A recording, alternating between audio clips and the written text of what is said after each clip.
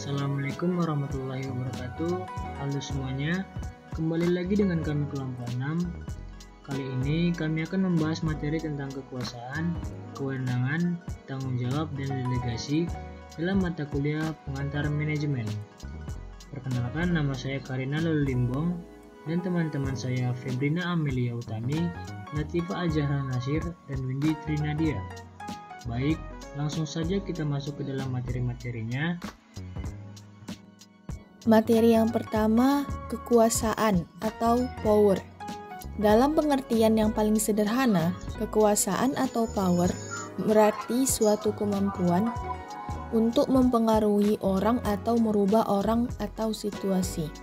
Jika perubahan pada orang atau situasi adalah perubahan yang baik, tentunya power tersebut memberikan konotasi yang positif, bahkan sangat diperlukan. Konotasi negatif dari kekuasaan seringkali muncul dikarenakan terdapat beberapa kasus di mana seseorang atau sebuah organisasi yang diberikan kekuasaan tidak menggunakan untuk hal yang positif. Faktor yang mendasari adanya kekuasaan, menurut French dan Raven, sebagaimana dikutip oleh Stoner, Freeman, dan Gilbert tahun 1995, terdapat 5 faktor yang mendasari lahirnya sebuah kekuasaan, yaitu reward power. Reward power atau kekuasaan untuk memberikan penghargaan adalah kekuasaan yang muncul sebagai akibat dari seseorang yang posisinya memungkinkan dirinya untuk memberikan penghargaan terhadap orang-orang yang berada di bawahnya. Yang kedua, coercive power. Coercive power atau kekuasaan untuk memberikan hukuman adalah kebalikan atau sisi negatif dari reward power. Yang ketiga, legitimate power. Legitimate power atau kekuasaan yang sah adalah kekuasaan yang muncul sebagai akibat dari suatu legitimasi tertentu. Yang keempat, expert power. Expert power atau kekuasaan yang berdasarkan keahlian atau kepakaran adalah kekuasaan yang muncul sebagai akibat dari kepakaran atau keahlian yang dimiliki seseorang. Yang kelima, reference power. Reference power adalah kekuasaan yang muncul akibat adanya karakteristik yang diharapkan oleh seseorang atau sekelompok orang terhadap yang memiliki pengaruh terhadap seseorang atau kelompok tersebut. Selanjutnya, kewenangan. Kewenangan atau authority pada dasarnya merupakan bentuk lain dari kekuasaan yang seringkali dipergunakan dalam sebuah organisasi. Kewenangan merupakan kekuasaan formal atau terlegitimasi dalam sebuah organisasi seseorang yang ditunjuk atau dipilih untuk memimpin suatu organisasi, bagian, atau departemen memiliki kewenangan atau kekuasaan yang terlegitimasi. Dua pandangan mengenai kewenangan formal. Terdapat dua pandangan mengenai kewenangan formal, yaitu 1. Pandangan klasik.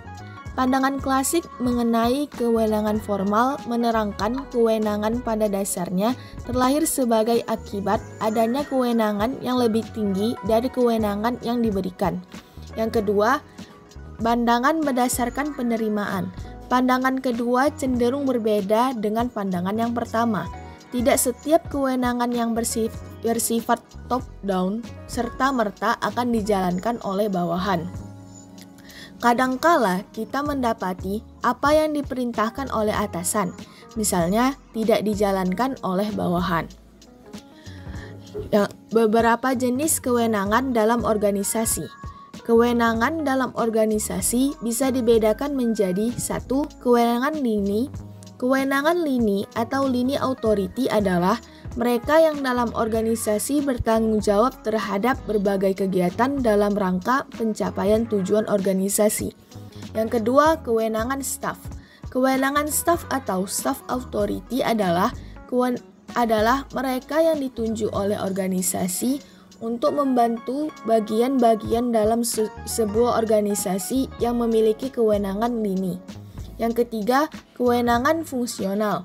Kewenangan fungsional atau functional authority adalah mereka yang berada dalam bagian tertentu di organisasi, memiliki kewenangan lini maupun staf, namun juga dikarenakan tugasnya diberi kewenangan untuk melakukan kontrol atau koordinasi dengan bagian lainnya. Konflik lini dan staf. Ada kalanya konflik terjadi antara mereka yang berada di bagian lini dan staf. Mereka yang berada di bagian lini kadangkala merasa bahwa dirinya lebih mengetahui apa yang terjadi di lapangan, sehingga ketika terdapat masukan dari yang memiliki kewenangan staf, mereka yang berada di bagian lini tidak serta-merta mengikuti apa yang dianjurkan oleh konsultan tersebut. Lalu yang ketiga adalah tanggung jawab atau responsibility. Setiap bagian atau departemen yang telah dibentuk atau ditentukan serta dihubungkan melalui garis-garis kewenangan maupun garis perintah memiliki satu konsekuensi penting lainnya dalam sebuah organisasi, yaitu apa yang dinamakan tanggung jawab. Lalu yang keempat, pelimpahan wewenang dan tanggung jawab atau delegation.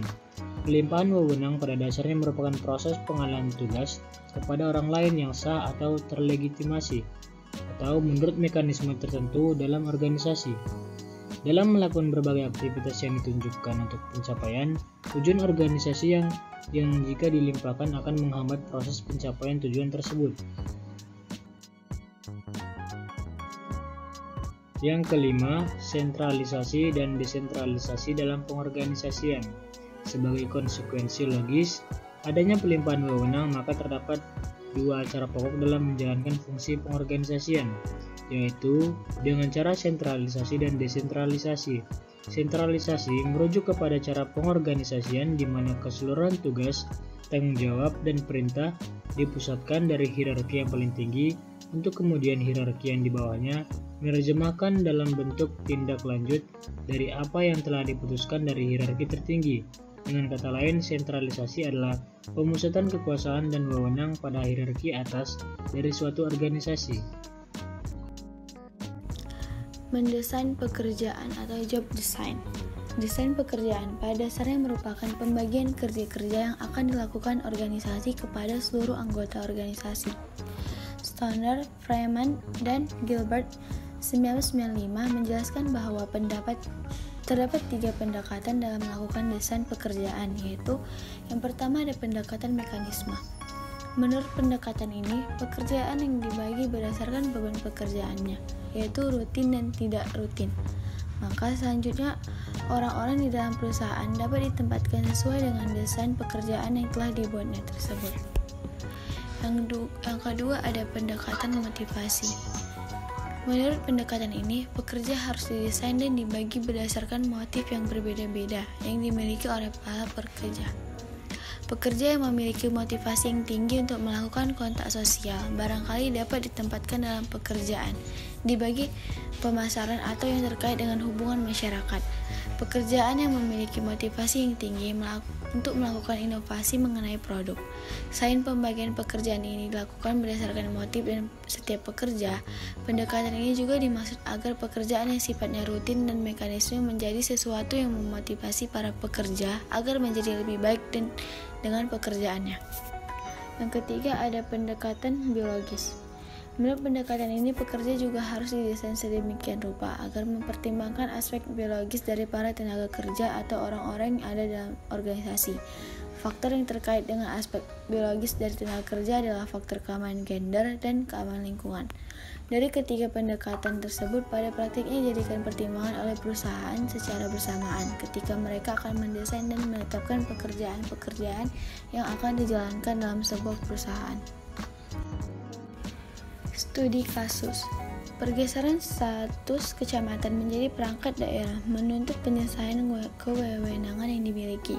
Merujuk kepada Undang-Undang Nomor 32 Tahun 2004, ada beberapa kewenangan yang dapat didelegasikan kepada kecamatan, yaitu wewenang pemberdayaan, koordinasi, fasilitas, pembinaan dan pengawasan, serta pelayanan publik.